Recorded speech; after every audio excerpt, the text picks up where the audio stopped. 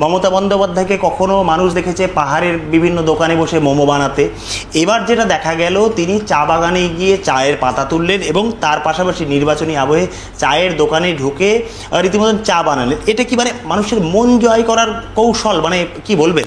দেখুন, আমার মনে হয় মোমোটা অবধি ঠিক ছিল, কিন্তু এই চায়ের বিষয়টা আমার মনে হচ্ছে প্রধানমন্ত্রীকে দেখে ওনার ইচ্ছে হয়েছে যে যেহেতু প্রধানমন্ত্রী চা বিক্রি করতেন এক সময়, হ্যাঁ প্রধানমন্ত্রী যেহেতু একসময় চা বিক্রি করতেন, তো হয়তো মমতা বন্দ্যোপাধ্যায়ের মনে হয়েছে যে আমিও চা বিক্রি করি বা চা বানাই রাদার, তাহলে পরে আমারও প্রধানমন্ত্রী হওয়ার চান্স থাকবে। তো এই মুহূর্তে ওনার কোনো চান্স নেই, উনি ওয়েটিং লিস্টেই আছেন এবং ওয়েটিং লিস্টেই থাকবেন।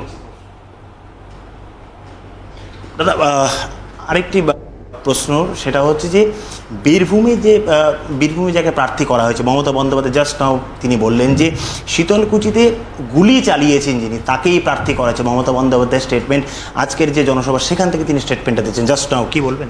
দেখুন, শীতলকুচি আমি বারবার বলছি দুর্ভাগ্যজনক ঘটনা, এবং সেই সময় কিছু লোক তারা ওই শীতলকুচির যে বুথ সেই বুথটাতে ঘিরে ধরেছিল এবং সিআরপিএফকে উপর হামলা করে।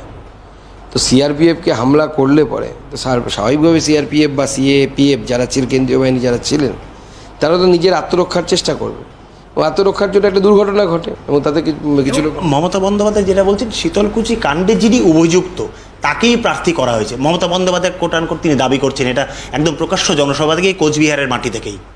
মমতা বন্দ্যোপাধ্যায় তো তাকে অভিযুক্ত বানিয়েছে। মমতা বন্দ্যোপাধ্যায় যেরকম বহু আইপিএস আইএএসের জীবন নষ্ট করে দিয়েছে, নতুন কিছু নয়। বেশি শিক্ষিত লোক, পড়াশোনা জানা লোককে মমতা বন্দ্যোপাধ্যায় পছন্দ করেন না, কারণ ওনার একটা সবসময় ইনফিরিয়রিটি কমপ্লেক্সে ভোগেন, আমার থেকে বেশি জানলে মুশকিল, সবসময় এতে ভোগেন উনি। তো যারা ওনাকে চেনেন তাদের কাছ থেকে শুনে নেবেন। তো সেই জন্য আইএস আইপিএস যারা একটু মাথা নোয়াতে রাজি নয় তাদেরকে মমতা বন্দ্যোপাধ্যায় তাদের জীবন মোটামুটি হেল করে দেয়। এই ব্যক্তিকেও তাই জীবন হেল করার চেষ্টা করেছিলেন, তার মোটামুটি কেরিয়ার নষ্ট করে দিয়েছিলেন। তা আমরা তাকে প্রার্থী করেছি যাতে সে লড়াই করতে পারে আগামী দিনে। আইপিএস তো মুখের কথা না, স্বাভাবিকভাবে তারা পরীক্ষা দিয়ে হয়। তাদেরকে জিতে যদি যান, বীরভূমের লোকেদের তিনি আশীর্বাদ যদি পান, তাহলে তিনি দিল্লি গিয়ে বীরভূমের লোকেদের কাজ করতে পারবেন।